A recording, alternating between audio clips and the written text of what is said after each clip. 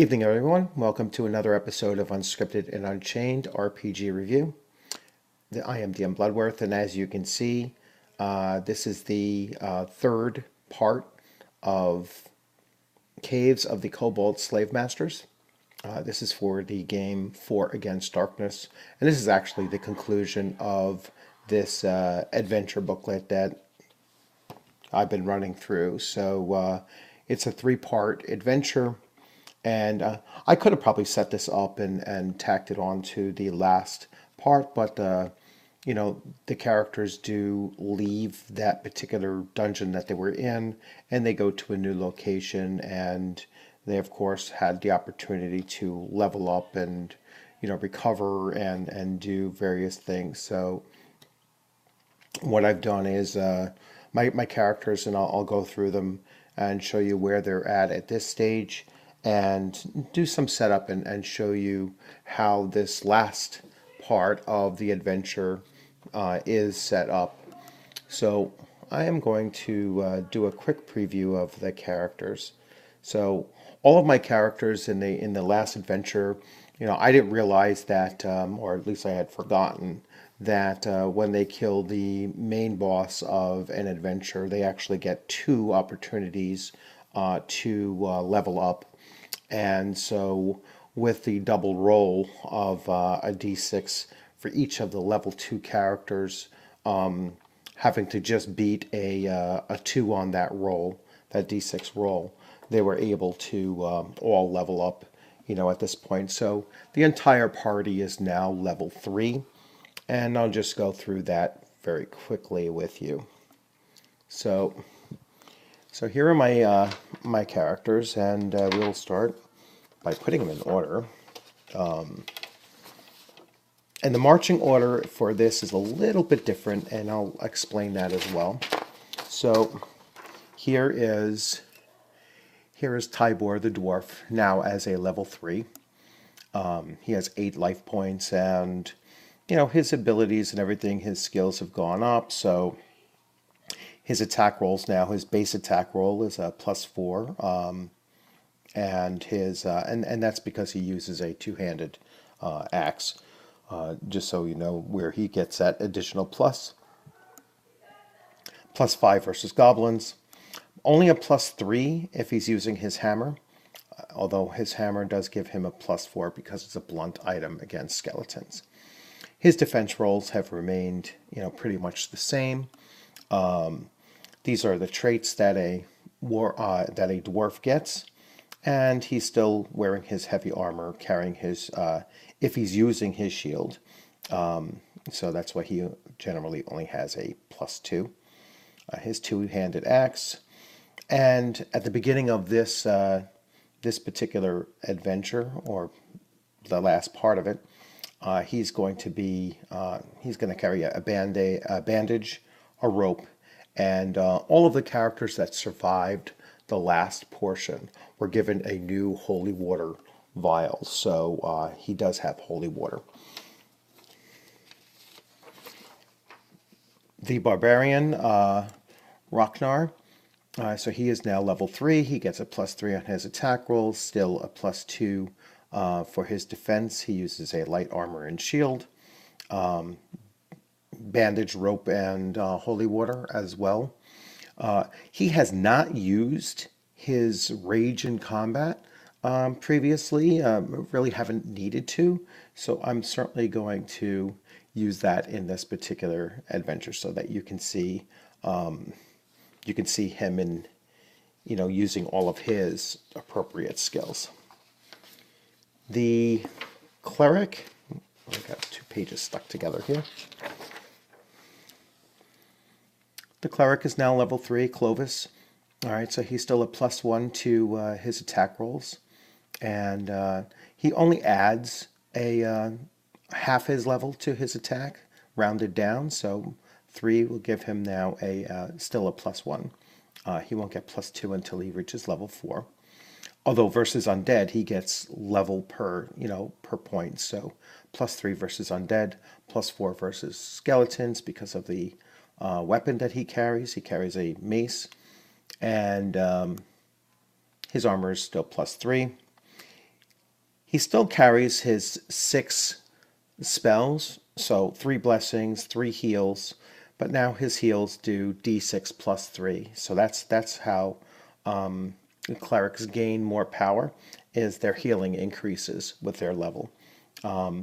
Bandage, rope, and holy water. And then finally, the elf.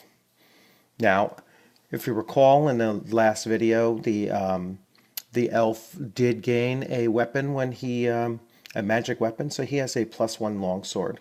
And so that will be applied to his abilities up over here. So I just have to try to remember that he will have a +3 to his base attack, +4 versus with the magic sword, a +4 versus orcs, a +5 if it's with his magic sword. His defense remains the same, +1. He wears light armor. He doesn't normally use his shield unless he's intending to focus primarily on hand-to-hand combat, melee combat. But if he wants to use his spells, then he has to sling his shield across his back, and that takes 1 combat round to do that. He's going to start off in this prepared to use his spells, and he's carrying 2 sleep spells and 1 lightning spell as a 3rd level elf. That's what he has. So the scenario in this part is that the characters are in a temple complex, and out of revenge for killing the major demon in the last part of the adventure, this complex is going to be assaulted by the demonic minions of that, of that major demon. And so the way you set this particular scenario up is you have 3 different areas.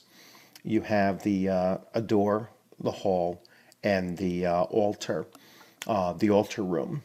And so you have to divvy up your characters as you wish, so because you don't quite know which how the assault is going to actually take place.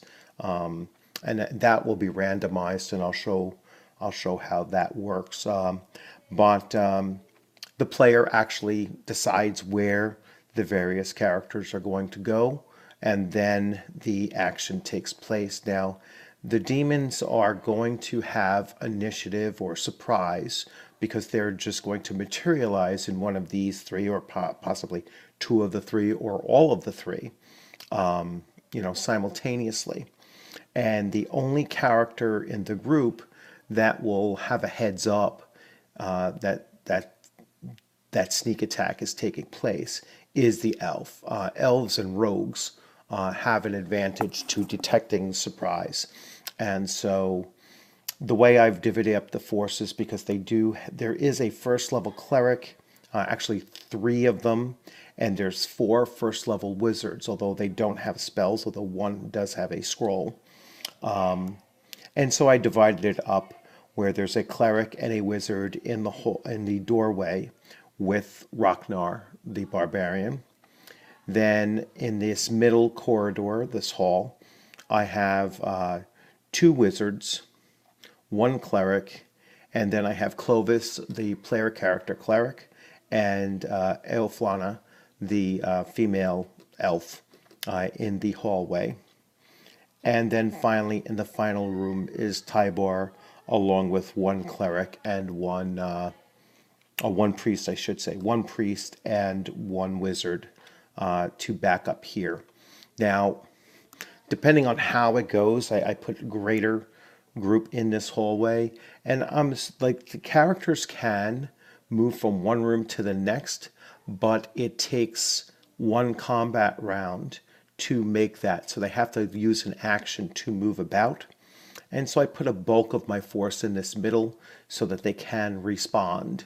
And instead of them being able to go directly from Well, they can go directly from the hall to the altar room or to the door, but the door has to go to the hall then, so I'm assuming that these three are set up this way. All right, and so that's how movement for the characters is going to move about if they need to. So I have this page set up here ready for potentially three separate groups of these demons. There's a total of 18 demons, and so it could be 6, 6, and 6, or they're level 6, and then, or it could be split some other way. They might all go into one room, which will be pretty hairy experience for those characters in there, or they could be split apart. And so that's what I'm going to determine now. And so it's a random roll.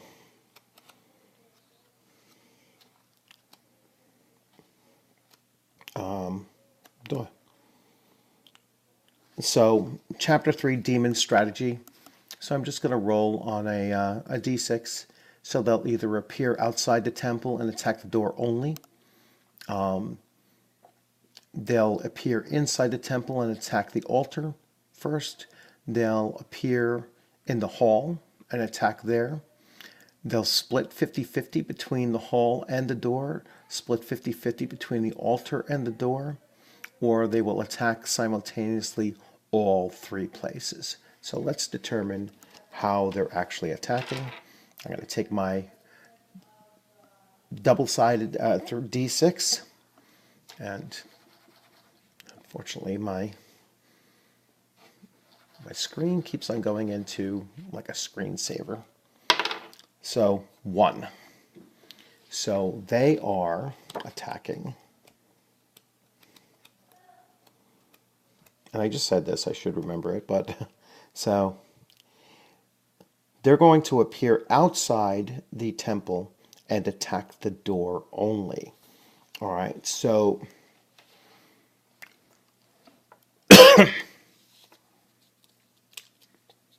and that is all 18. So that's going to be pretty significant.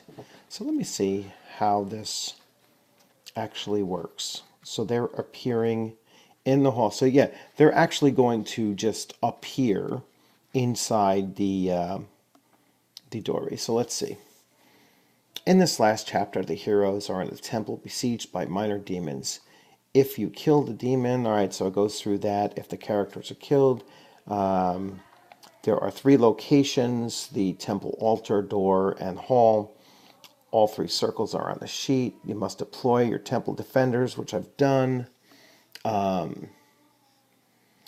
geez, I forgot the 3rd level warrior, Elvin, from earlier on with his +1 sword. Make a note of where your characters are. Priest is Elvin and the scholars, and then roll the the demon strategy. Where would this guy go? You know what? If I had remembered he was going to be there, I would have probably put him in one of these 2 locations anyway. So I'm just going to randomly determine the door is 1, 2. All right, let's do 1, 2, 3, 4, 5, 6, and let's see where he is. So yes, so he is. So Elvin is going to be here, and he is a level 3 warrior. Elvin. He has a +1 sword. That same sword that he had lent to the elf earlier on. And Elvin, he's wearing heavy armor with shield, so he has a defense. He has a defense of +3. His actual attack is a +4. And how many hit points does he have? He only has 2 life points. So he's kind of in his waning moments. Okay, so all 18 are attacking here. So the count is 18. 1, 2, 3, 4, 5, 6, 7, 8, 9, 10, 11, 12, 13, 14, 15, 16, 17, 18. So we will scribble this out here.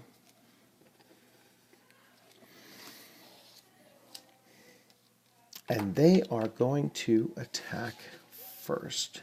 So I want to make sure, because when they attack, how to attack.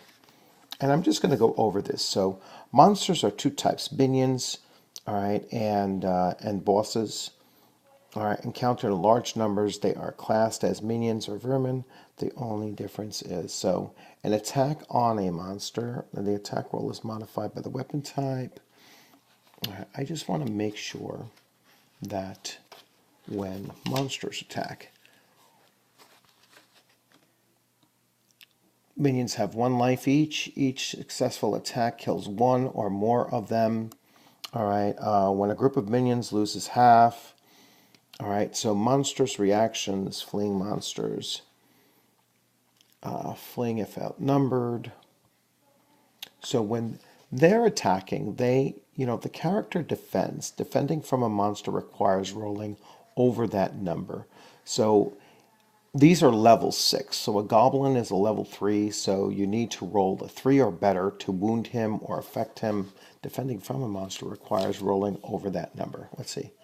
The level of the number is what you must roll to wound. Defending from a monster requires rolling over that number. So you just have to roll over their level. And they're level 6. So they're, this is going to be quite difficult for the 3 characters that are in here. Now they are going to attack. They're going to attack first this wizard. And so as they're coming in through this door, or the priest, I should say, they're going to attack the priest first, and they will continue to attack until he's down. So the priest needs to roll basically a 6 in order to survive this attack. All right, so all 18 are coming in here. And the priest rolled a 4, so he's going to take 1 hit, and that's one of them has already attacked. He rolled a 3, he took a 2nd hit. All right, so this priest is already dead, and 2 have attacked so far.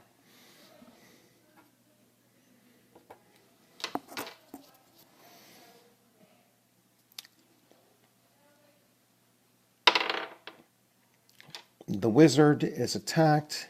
He took a hit. He took a 2nd hit, so he's dead. So they're actually swarming in here. All right, and now they're going to attack the barbarian. So the barbarian very much might well get overwhelmed here in this situation. So now so far 4 have attacked. And there's still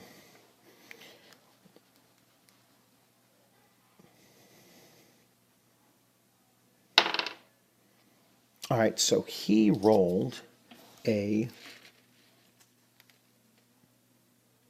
he has a +2 defense. So he did not take damage there. He did not take damage there, so that's already 2.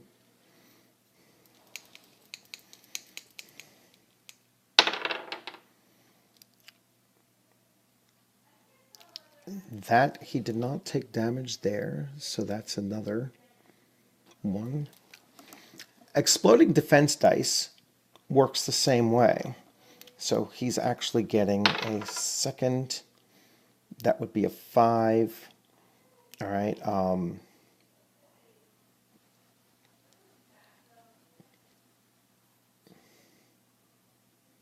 Yeah, I don't think the exploding works right. So he might have taken damage there. So yeah, so he has 9 life points. Let me just write this here. So he has 9 life points. So he took 1 hit there. So that's, so far 2, 4, 6, 8 have already attacked. He's down to 7 points. 9 have attacked. Half have attacked. 9. I have to figure this out. So 10, 11, 12, 13, 14, 15, 16, 17, 18. So I'm just doing a little check off so I can keep track of it. He took a hit. He's down to 6. He took a hit. He's down to 5. He's going to be in some trouble here. Oh, he defended. He gets a second chance. Nope. He defended again. He gets a second chance. No. He got hit. He's down to 4.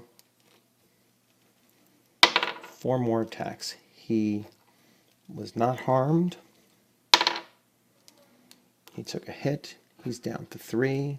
So he's in pretty tough shape here. He defended. A 5. He took a hit. So he is down to 2 hit points. So he is going to be in pretty tough shape here. And his attack move is going to be to, instead of stand and fight here, he is going to rush into this room and let everyone know that they're on his tail. All right, so he goes into this room.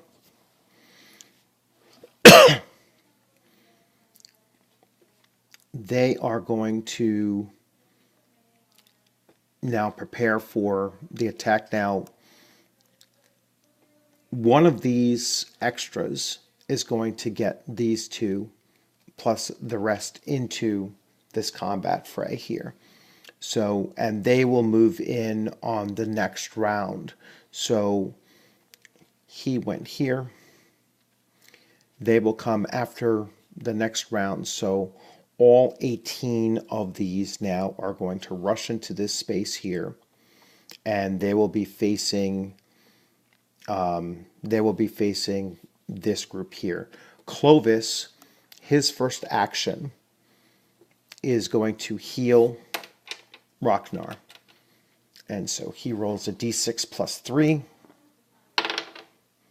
So he healed him up 7 points, which brings Ragnar back to 9. So he is back up to his case, and he just did his action. So Ragnar's here. The demons all rush in, and you just have to make these little boxes, all 18 of them, so I can keep track. 2, 3, 4, 5, 6, 7, 8, 9, 10, 11, 12, 13, 14, 15, 16, 17, 18. That's kind of weird. 1, 2, 3, 4, 5, 6, 7, 8, 9, 10, 11, 12, 13, 14, 15, 16, 17, 18. Okay. So now there's no surprise. So the characters can act. Clovis already did his action. Ragnar is going to use his barbarian skill. All right, so once per game, a barbarian may perform a rage attack. During a rage attack, roll the attack die 3 times and choose the best result. If the rage attack hits a boss monster and inflicts 2, the barbarian cannot read and therefore cannot use scrolls. All right, so the rage attack. So he's going to roll twice. All right, and take the best of the 2 attack rolls. So his attacks are at a +3. All right, so a 7 is his best roll. Actually, that's an 8. So he killed one of them. All right. Unfortunately, he didn't get a exploding 6. Otherwise, he would have killed more than one. And so now, the elf. The elf is going to cast one of his sleep spells. And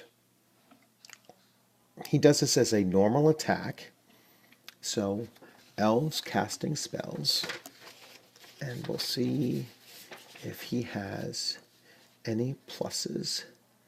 So an elf adds level plus level to spell casting rolls like a wizard, including spells from a scroll. So he is going to get his +3 to this. So he basically needs to roll a 6. So a d6 +3, because these are level 6 creatures, and then he will put to sleep a number, it's a d6 plus his level, so d6 +3. So he needs to roll a 6 here, or better. That is just like that's the exploding. All right, so he will get a second roll, all right, based on that. So he certainly put to sleep at least d6 +3. So he put to sleep 8 of them. So I'm going to just mark sleep 2, 3, 4, 5, 6, 7, 8. Now his exploding, you don't add his level. So he really does need to do a natural 6 in order for it to explode again. All right, and he did not. He rolled a 4, so it did not do any additional sleep. But he put a total of 8 of them to sleep, which is pretty impressive.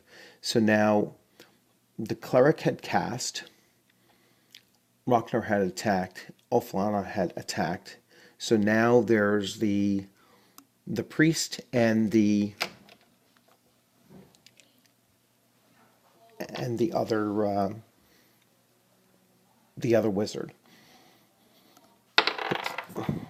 The priest rolled a 1, he missed. The wizard has a -1. He'll only hit on a 6, and he missed. So they were ineffective. He was running back. It is now these demons' turn. They always attack the priest first because of their great hatred. And so they are going to attack. And that is certainly going to, actually, he did not succeed. So he took 1 point from this one. He did not succeed. He took a 2nd point from this one. So he is now dead.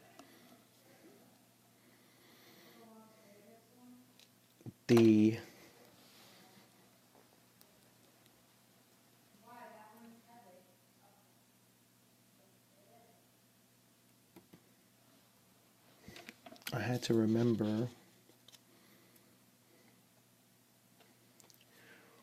one of them had an extra spell, and actually he could have tried to have done that. Let me try to remember where I put him. Let's see. Well, he has a lightning spell. All right, that's not gonna... That was actually the one that ran to the other room. So...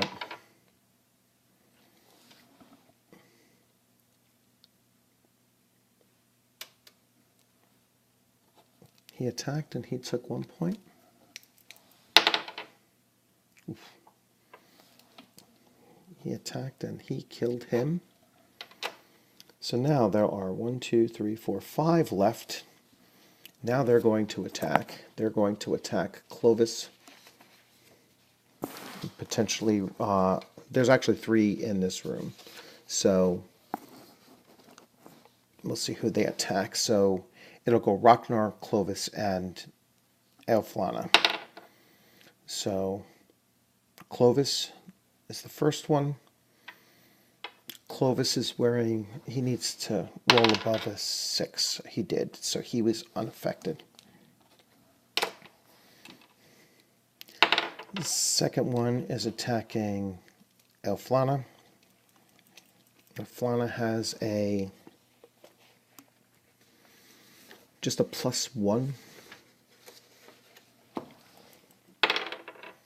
Ooh, all right, so she defended.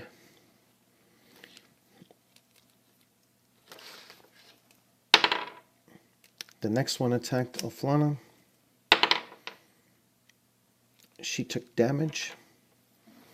So Elflana took 1 hit point of damage. So she is down to 6.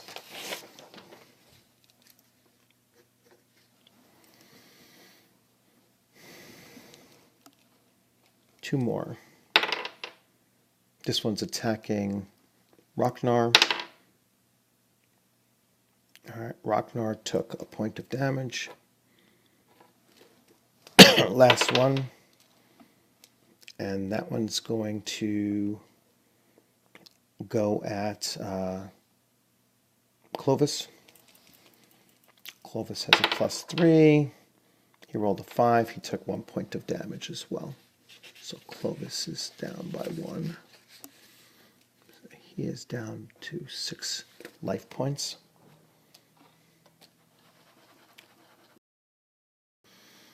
Okay, so now it's the next round.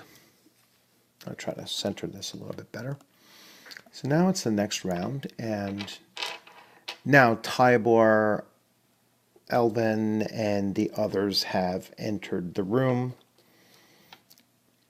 And there are still 9 of these demons standing up. And so we will go with Tybor will attack. So he rolled a 5. So, I mean, he's certainly going to kill at least one. All right, so he is at a +4. So he did a total of 9 points of damage. So he kills 1.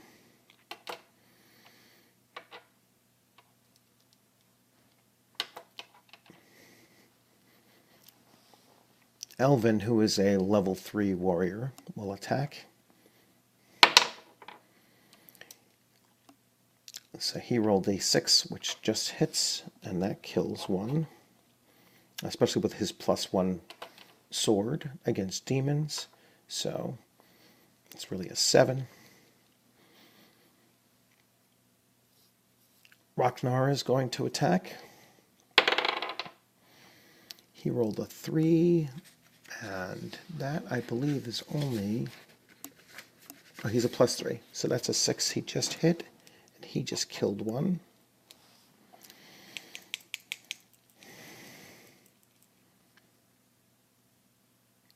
Elflana has a second sleep spell. And so she is going to cast that. 4 + 2, so that hit. And there are 1, 2, 3, 4, 5, 6 of them left. And she put to sleep 4 of them. So sleep, sleep, sleep, and sleep.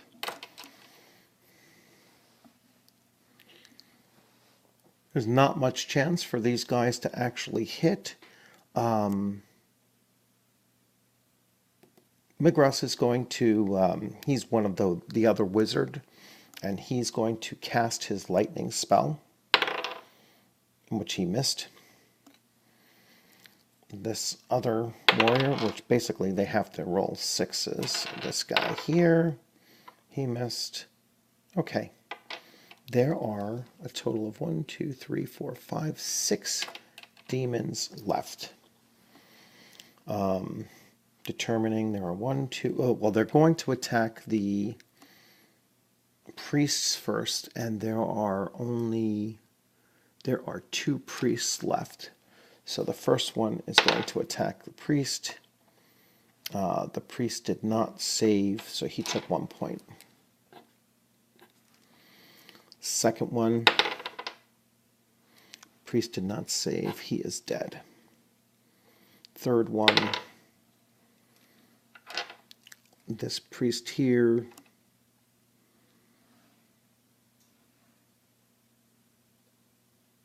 did not save. Did not save, he is dead. Last two, now it's 1, 2, 3, 4, 5, 6. 6 left. So let's see who he's going to attack. 1, 2, 3, 4, 5. 5. He's going to go for the elf. The elf just, Alright, so she took a point of damage. She is down to 5 life points. And the last one is going to attack the wizard up over here. The wizard needs to roll. Nope. So he takes 1 point of damage. Tybor attack. Tybor is always good to kill at least one with his attack. They're all asleep. Wait, let's see. 1, 2. No, these are sleep, sleep, sleep. So that's a kill. Elven attacks. He's at a +4. So that's a 6. That just hits. He kills. Lochnar missed. Clovis. Ooh, exploding. So Clovis gets a plus.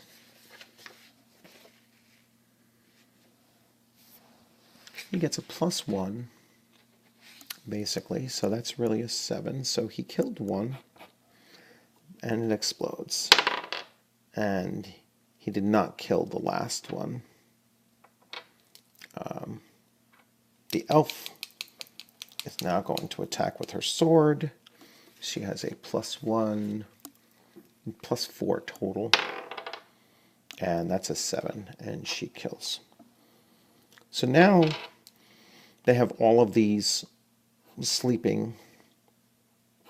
They have all of these sleeping demons, in which case they will hack them to pieces. And so they have effectively defended the temple from this onslaught. And we will go to ending the adventure. So once all the demons are killed, you win the game. The demons have no treasure, but the church will give each of the characters, each of the surviving characters, 200 gold. They will resurrect anybody killed. All characters surviving the battle get an XP roll. The priestess scholars surviving the battle become fledgling, full-fledged first-level clerics and wizards, unless they roll a 1 on a d6. I think only one actually survived. So there was only one survivor here. He'll become a first-level wizard unless he rolls a 1. And, of course, he rolled a 1. So he stayed exactly where he's at.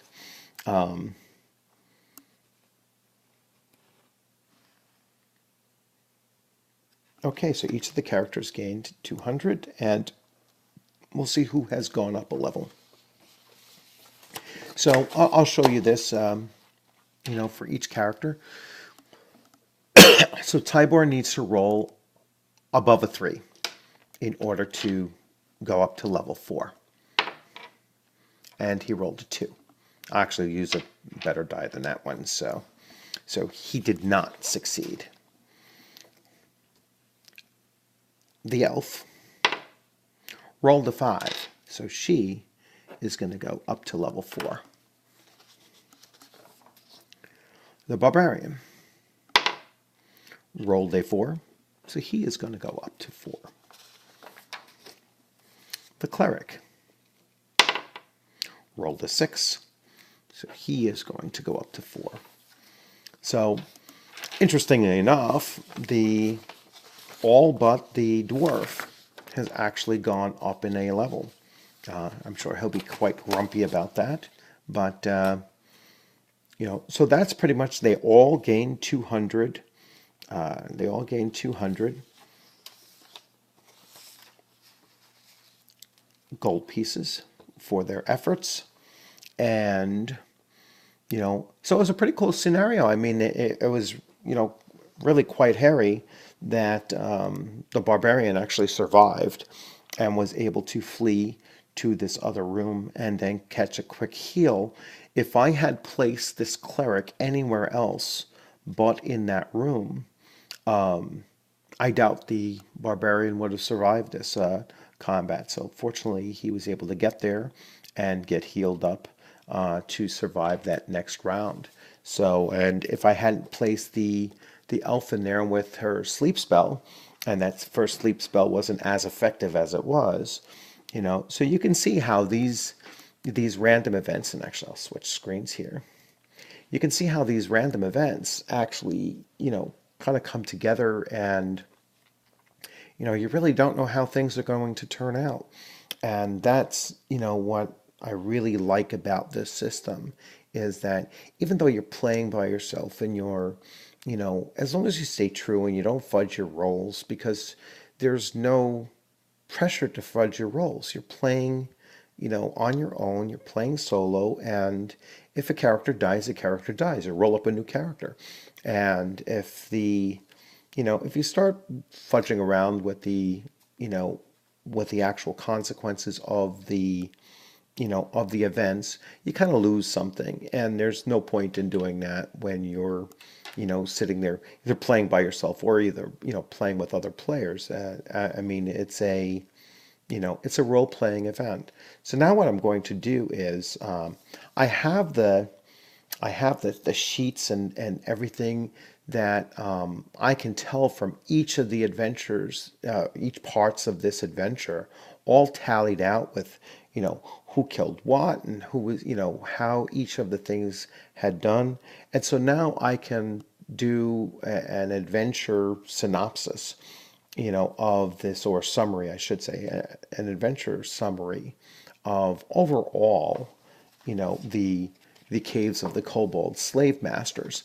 And this was a really fun experience to see how a group of first level characters can be moved through a fairly simple but layered adventure like this. And it's quite interesting to see how the characters at some point, some really shined in certain parts, and others kind of weren't as lucky through it. So certainly the very first part of this adventure, Tybor was like a machine, like a killing machine, and then he kind of toned down, just wasn't as effective. Ragnar was more effective. The barbarian was more effective in the second round, and then Tybor kind of took a secondary, and there wasn't as much combat in that second part of the adventure. And now here in this last episode, you see how effective the elf was with her sleep spell, and that really played a big role. The strategy of where I was going to place, these the various components of my group, and their backup support, not knowing where, how the demons were going to actually assault the place. It actually just, coincidentally worked out really well. So I hope you enjoyed this. I'm not going to post this one up tonight because I just posted up part 2. And so I'll wait a couple days and spring this one out during the middle week. So, but I hope you enjoyed this. And if you haven't subscribed already, please consider subscribing. If you like this video, please hit like. If you have any comments to leave, positive or negative, please feel free to leave comments. I respond to all comments. If you subscribe and you have your own channel, I always reciprocate and I subscribe to your channels as well. I have some 200 plus channels that I'm, currently following. So if you're, just getting into making videos and putting them out there, and you want me to signal out there your video channel, your YouTube channel, I'm certainly welcome to do that. And I enjoy doing that as well, to give out support to other content producers out there for YouTube channels. So have a great weekend, the remainder of the weekend. Look forward to seeing you on the gaming screen sometime very soon. Have a good night.